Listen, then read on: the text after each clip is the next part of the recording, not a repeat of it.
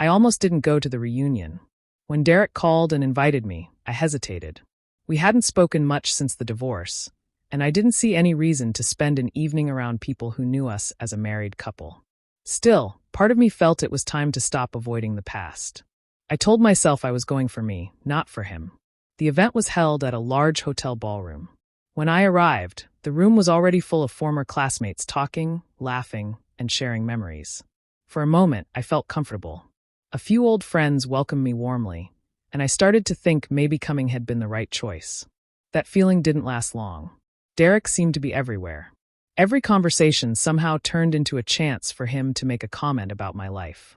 He would smile while saying things that sounded harmless, but I knew exactly what he was doing. At one table, he joked that some people never recover after a divorce. At another, he talked about how much his life had improved over the last few years.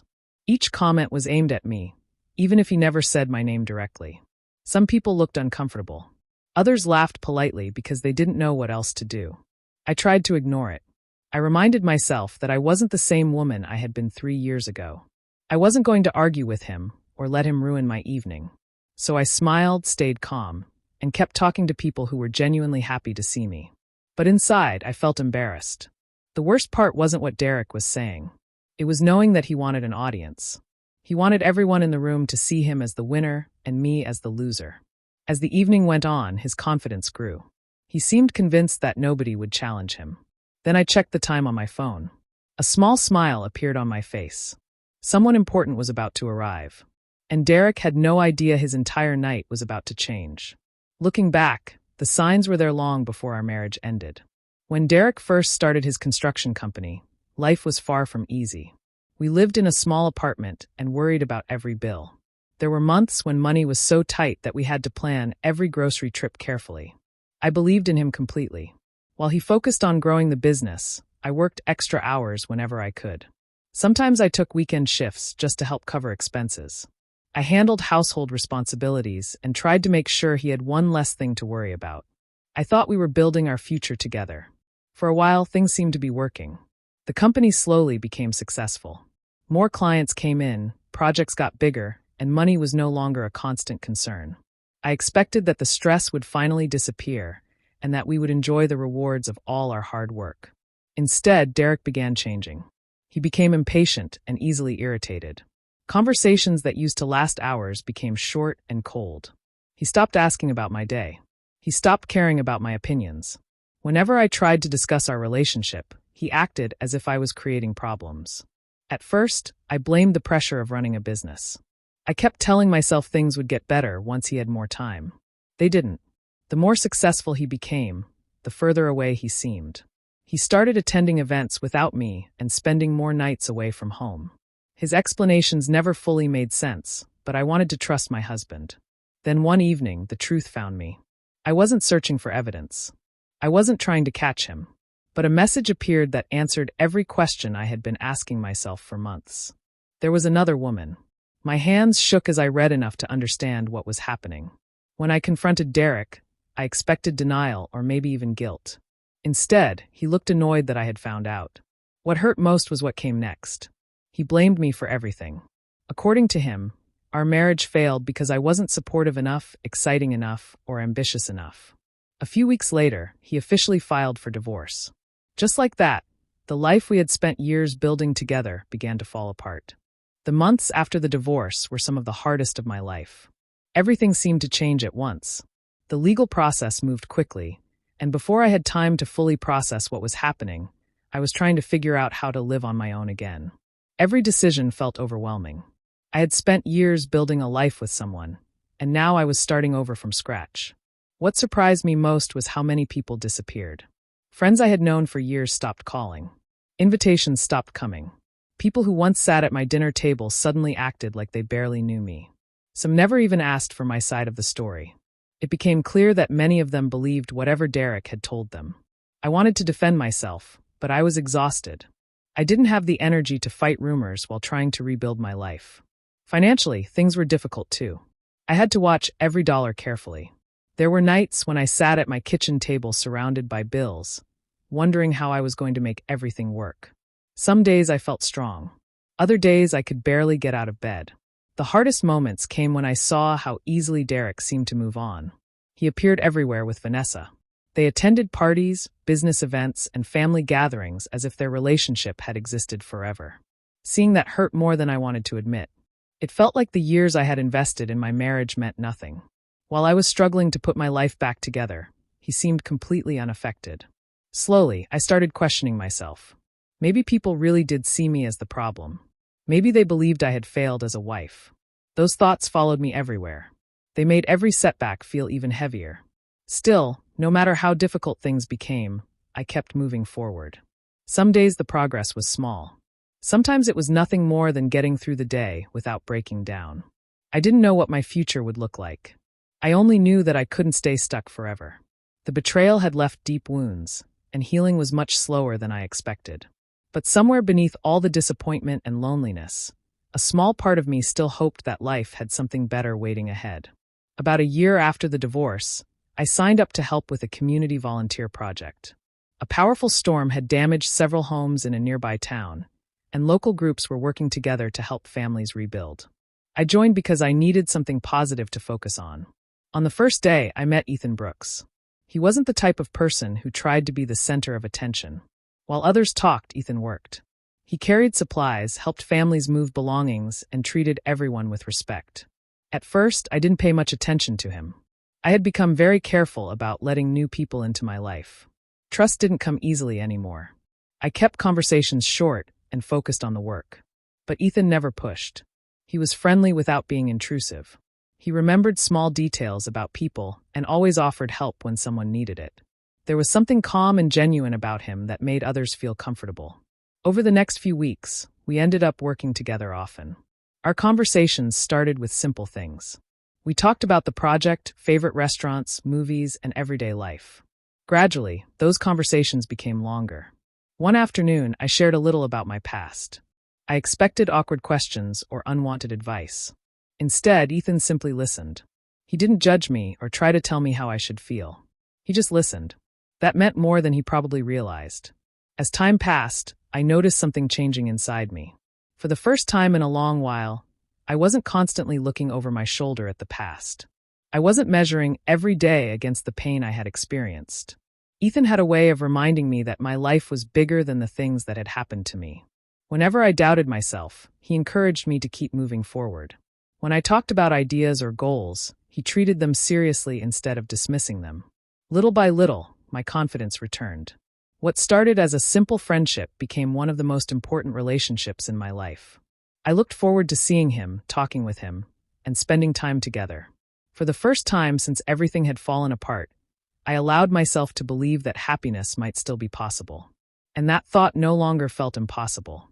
As my relationship with Ethan grew stronger, other parts of my life started changing too. For years, I had been interested in interior design. I loved creating comfortable spaces and finding ways to make a house feel like a home. It was something I enjoyed, but I had never seriously considered turning it into a career. One evening, I showed Ethan a few design projects I had worked on for friends and family. Instead of treating it like a hobby, he saw real potential in it. He encouraged me to take the idea seriously and build something of my own. At first, I wasn't sure I could do it. Starting a business felt risky, especially after everything I had been through. But Ethan believed in me. With his support, I started taking on small projects. One client led to another. Soon I was spending most of my days meeting customers, planning designs, and learning everything I could about the industry. The work wasn't easy. There were long nights, unexpected problems, and moments when I questioned myself. But every challenge taught me something new. As the business grew, I discovered abilities I never knew I had. I became more confident when making decisions. I learned how to manage projects and communicate with clients. Most importantly, I stopped seeing myself as someone who had failed. I began seeing myself as someone capable of building a future. The business continued to grow beyond what I had imagined. Each success felt like proof that I was moving in the right direction. Through it all, Ethan remained by my side. He celebrated every milestone, no matter how small. He never tried to take credit for my achievements. He simply wanted to see me succeed. One weekend, both of our families gathered for a small backyard dinner. I thought it was just a chance for everyone to spend time together. Near the end of the evening, Ethan stood up and asked for everyone's attention. Then he turned toward me. With our families and closest friends watching, he told me how much I meant to him and how grateful he was to have me in his life. Then he got down on one knee. The answer came instantly. For the first time, I knew exactly what a true partnership looked like. And I happily said yes. From the outside, Derek's life looked perfect. He still drove expensive cars, attended important events, and talked about business success whenever he had the chance. Anyone looking from a distance would assume everything was going exactly the way he wanted. But the reality was very different. Behind closed doors, problems were beginning to pile up. His relationship with Vanessa was not as happy as people believed. They argued often, especially about money and work. Both of them liked being in control, which created constant tension between them. At the same time, Derek was facing growing issues at his company. Several experienced employees had left over the past year. Some were tired of being blamed whenever something went wrong. Others simply no longer wanted to work under his leadership. Replacing skilled workers proved harder than Derek expected. As projects became more complicated, mistakes started costing the company money. Instead of accepting responsibility, Derek looked for someone else to blame. He convinced himself that the problems were temporary and refused to listen to advice from people around him. More than anything, he cared about protecting his image. He wanted everyone to believe he was successful, powerful, and always in control. Even when things were falling apart, he continued acting as if nothing was wrong. Then he began hearing news about me. Mutual acquaintances talked about my growing business. Some mentioned my engagement to Ethan. Others spoke about how happy and confident I seemed. The more Derek heard, the more it bothered him. He had expected me to remain stuck in the past. He never imagined I would build a successful life without him. What should have been none of his concern became an obsession. He started asking questions about my business and my personal life. Whenever my name came up, he acted uninterested, but people noticed how closely he listened. The truth was simple. My success damaged his ego. He wanted to be the one who moved on and thrived. Seeing me happy challenged the story he had been telling himself for years. Eventually, he became determined to prove that he was still better than me. And when he learned about the upcoming high school reunion, an idea started forming in his mind. He saw it as the perfect opportunity to put himself back in the spotlight and remind everyone of who he believed was the winner. A few months before the reunion, I received an unexpected phone call from Derek. His tone was surprisingly polite. He told me that several former classmates were organizing a large reunion and thought it would be nice if everyone attended. He spoke as if the past was completely behind us and acted like there were no hard feelings between us. The conversation felt strange, but not suspicious enough for me to refuse. After thinking about it for several days, I decided to go. I wasn't attending because of Derek. I wanted to reconnect with old classmates and finally put that chapter of my life to rest. I felt strong enough to walk into a room that held so many memories. When I told Ethan about the event, he supported my decision immediately. Unfortunately, he already had an important business obligation scheduled for the same evening. He apologized and promised he would try his best to make it if his meeting ended early. I told him not to worry. By then, I believed I could handle the reunion on my own. The evening started normally enough. People greeted each other warmly and shared stories about where life had taken them. For a short time, everything seemed fine. Then I began noticing a pattern. Whenever Derek joined a conversation, he somehow directed attention toward personal achievements, financial success, or career accomplishments. He spoke at length about his company and the expensive projects he was involved in. He made sure everyone heard about his latest purchases and business deals. At first, I ignored it. But then he started asking carefully chosen questions. Questions that drew attention to difficult periods of my past. Questions designed to compare our lives without making his intentions obvious. The more conversations I listened to, the more I understood what was happening. This wasn't a coincidence. Derek had spent weeks creating an environment where he could look impressive while making me appear less successful. Realizing that hurt. Part of me wanted to confront him right there. But I knew that would only give him exactly what he wanted. So I stayed calm. I answered questions politely, smiled when necessary, and refused to argue. Even though I felt disappointed, I wasn't going to let him control my emotions. What Derek didn't realize was that his plan depended on me reacting, and I had no intention of giving him that satisfaction. As the evening continued, Derek became more confident. The attention he had been seeking all night seemed to encourage him. He moved from group to group, telling stories and making sure people listened.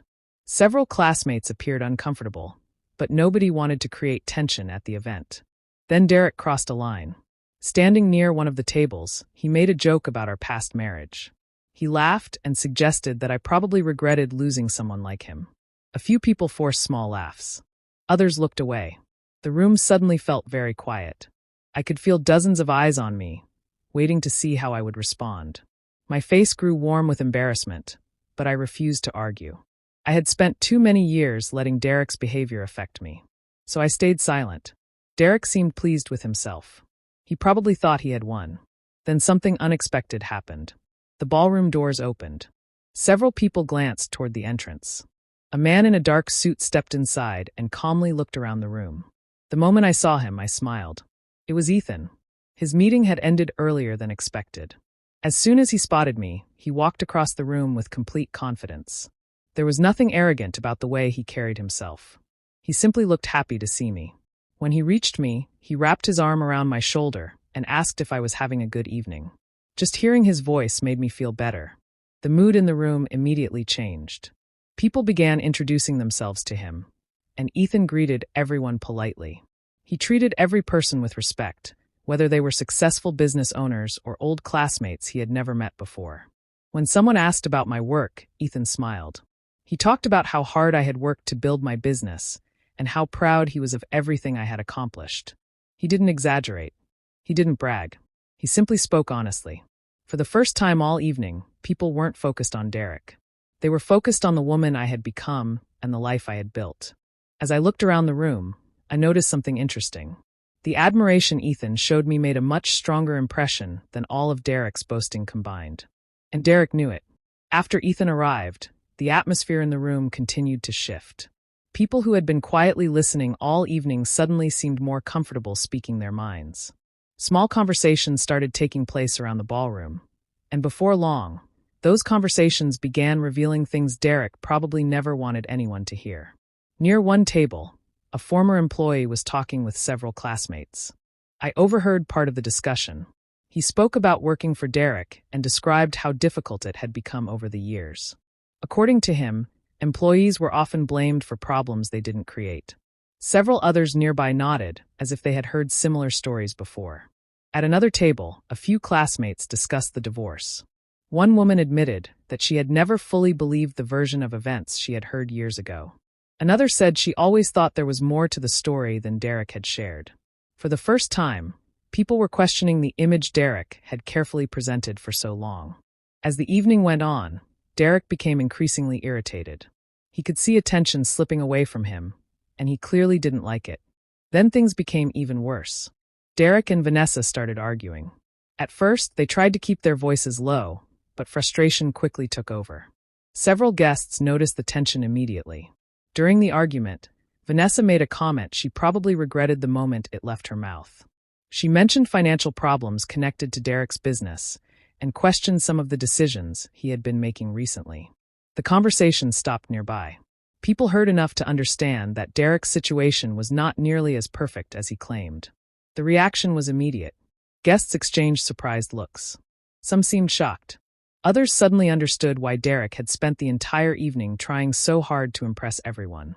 Piece by piece, the image he had spent years building started falling apart. Meanwhile, nobody was criticizing me. Instead, people began recognizing something they had overlooked for years. Despite everything that had happened, I had rebuilt my life without attacking Derek or seeking revenge. I had simply moved forward. The irony was impossible to miss. Derek had organized the evening hoping to embarrass me. Instead, by the end of the night, he had exposed himself. And everyone in the room could see it. The weeks following the reunion brought several surprises. I began receiving messages from people I hadn't spoken to in years. Some were former classmates. Others were old friends who had slowly drifted away after the divorce. Many of them wanted to apologize. They admitted they had accepted Derek's version of events without ever asking for mine. Some said they regretted judging me. Others thanked me for handling everything with grace even when life became difficult. Reading those messages gave me a sense of peace. Not because I needed validation, but because the truth had finally found its way to the surface. Meanwhile, life continued moving forward. My business kept growing, and new opportunities appeared regularly. Projects became larger, and I found myself working with clients I once could only dream of reaching. At home, life was equally rewarding. Every day with Ethan reminded me how different a healthy relationship could be. We supported each other, celebrated victories together, and faced challenges as a team. Then, several months later, I received another unexpected message. It was from Derek. He asked if we could meet privately. After thinking about it, I agreed. When we sat down together, he seemed very different from the man I remembered. He looked tired and far less confident than before. For a moment, neither of us spoke. Then he finally admitted something I never expected to hear. He said he had underestimated me. He confessed that he had taken my loyalty, support, and sacrifices for granted. Watching me build a successful life had forced him to confront mistakes he had spent years avoiding. I listened quietly. There was no anger left inside me. There was also no desire to reopen old wounds. When he finished speaking, I thanked him for being honest. But I made it clear that the past would remain in the past. I accepted his apology, but I wasn't interested in rebuilding any kind of relationship. As I walked away from that meeting, I felt lighter than I had in years. I finally understood something important. The best revenge was never about making Derek suffer. It was about creating a life filled with happiness, purpose, love, and self-respect. And as I returned home to the people who truly cared about me, I realized I had already won long ago.